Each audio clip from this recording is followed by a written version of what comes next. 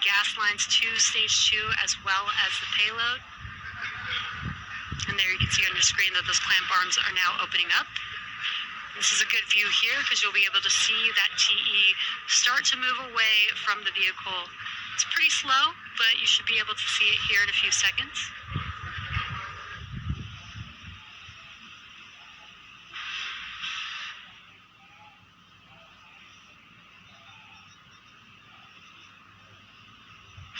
And there you can see that TE starting to move away from the vehicle. Once Falcon 9 commands for liftoff, hydraulic cylinders pull the strong back even further away, again to that position about 45 degrees above the pad deck.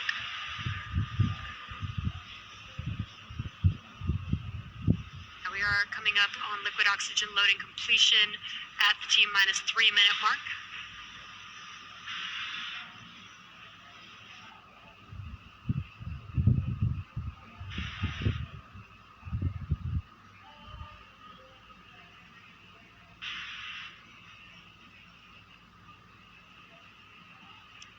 For some reason, Stage 1 LOX load complete. There's that call out we were waiting for. Stage one liquid oxygen loading is now complete. If for some reason we do not launch today, we do have a backup opportunity tomorrow, January 15th at 10:09 p.m. Eastern Time. Currently weather is green and the range is ready to support a T0 of 10:09 p.m. Eastern Time.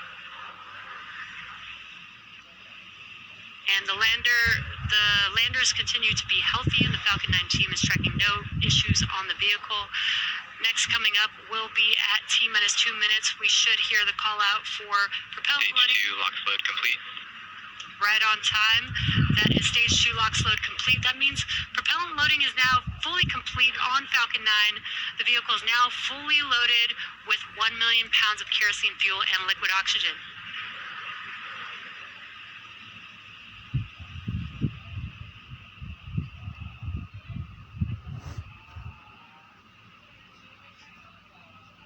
And just a correction, it is 1:11 a.m. Eastern Time for liftoff tonight. Gas launch closeouts has started.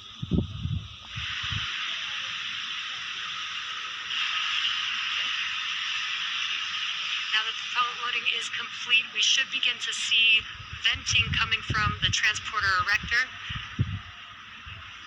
That is just clearing out those propellant lines from the TE in preparation for liftoff.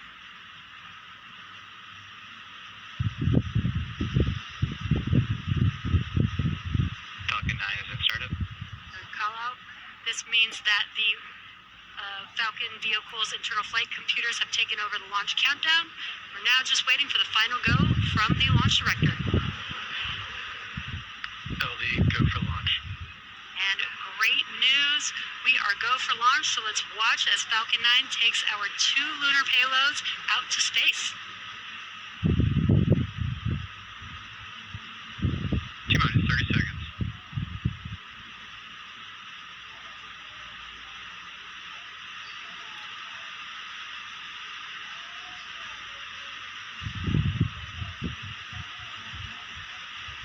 T-minus 15.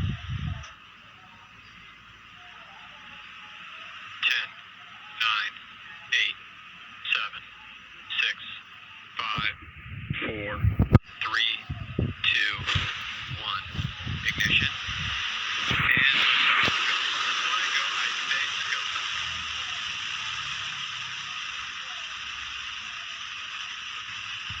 Vehicles pitching downrange.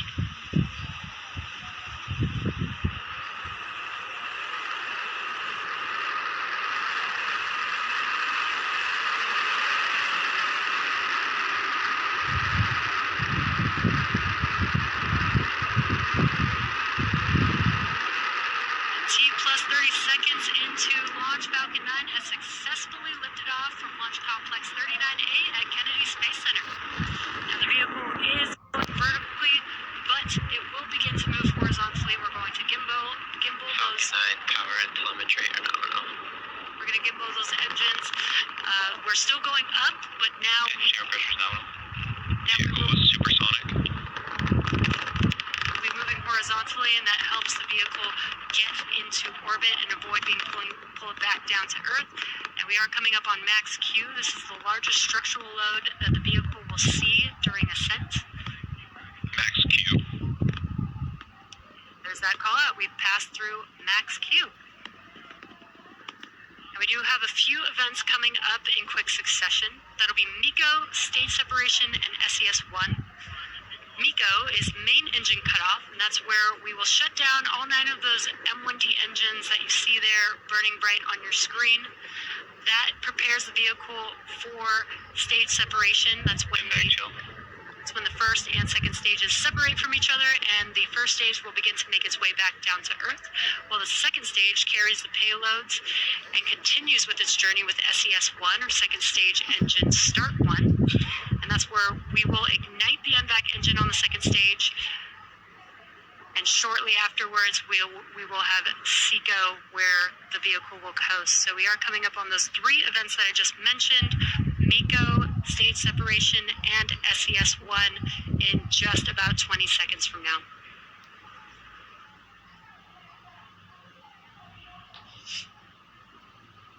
Some really cool tracking views here of Falcon 9 and those 9 Merlin M1D engines burning bright there.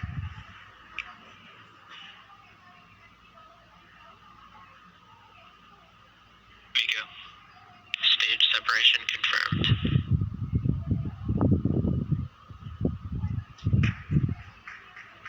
MVAC ignition.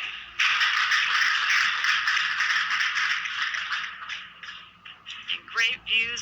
We watched as we shut down those 9 Merlin M1D engines, stage separation, and now you can see there on your screen that MVAC engine has ignited, again carrying the 2 lunar landers aboard Falcon 9's second stage. And there on your left-hand screen, you can see that the first stage is deploying its grid fins. Those hypersonic grid fins will help guide the vehicle back down to Earth. And in about 15 seconds or so, we will also have fairing deploy. We have the fairing protecting the payloads through ascent. But once Coba di kotak obat.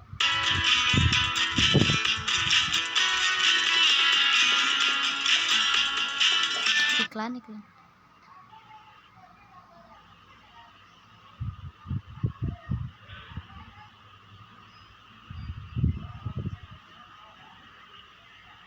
Fairing separation confirmed.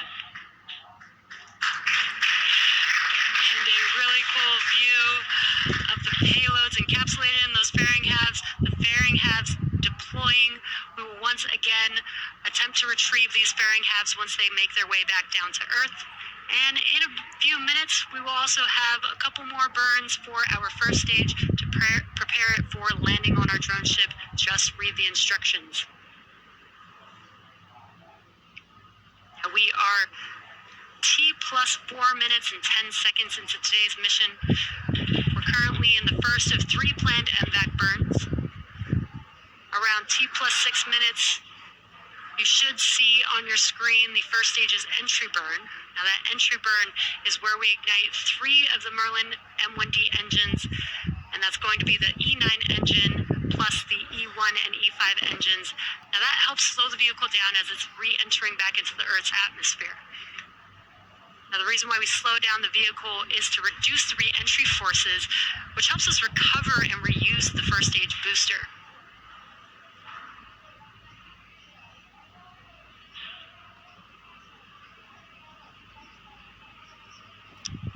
So far, everything is looking nominal. Stage 2, still carrying our lunar payload and on a nominal trajectory.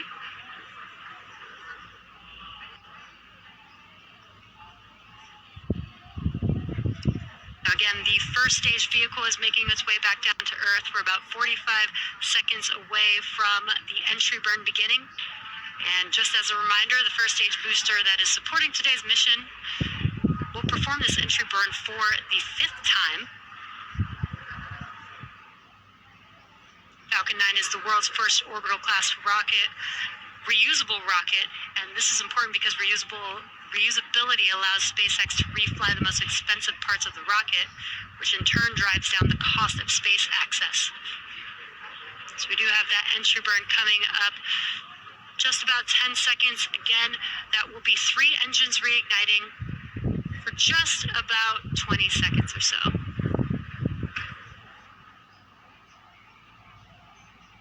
Stage 1 entry burn startup. Stage 1 FTS is saved.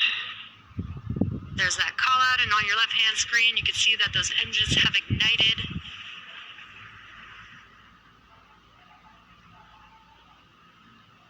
Again, helping to slow down the Falcon 9 booster as it's making its way back down to Earth. Stage 1 entry burn shutdown.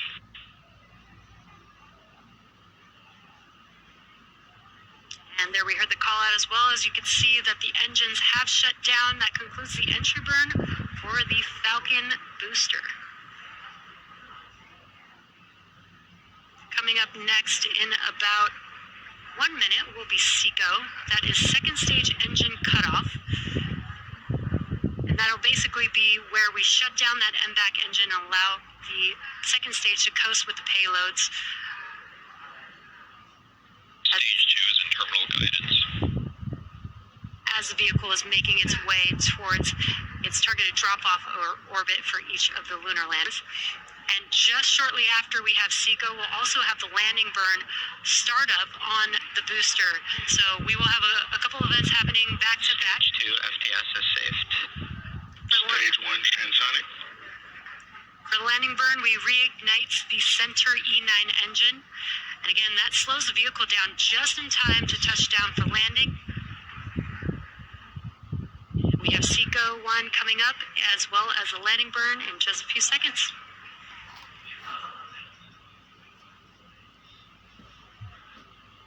SECO. Stage 1 landing burn.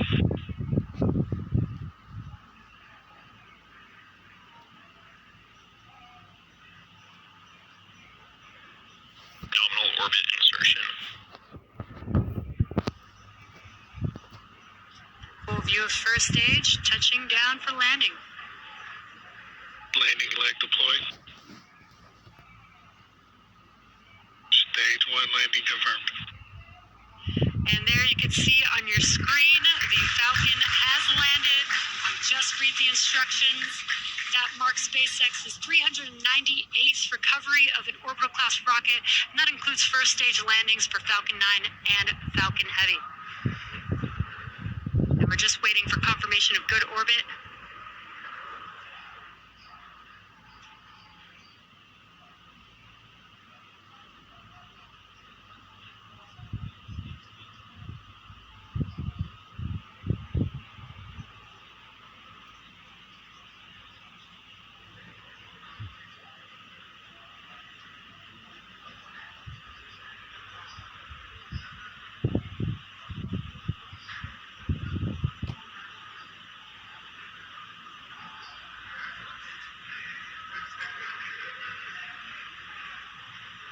Again, we have had SECO, that is second engine cutoff 1 for that MVAC engine.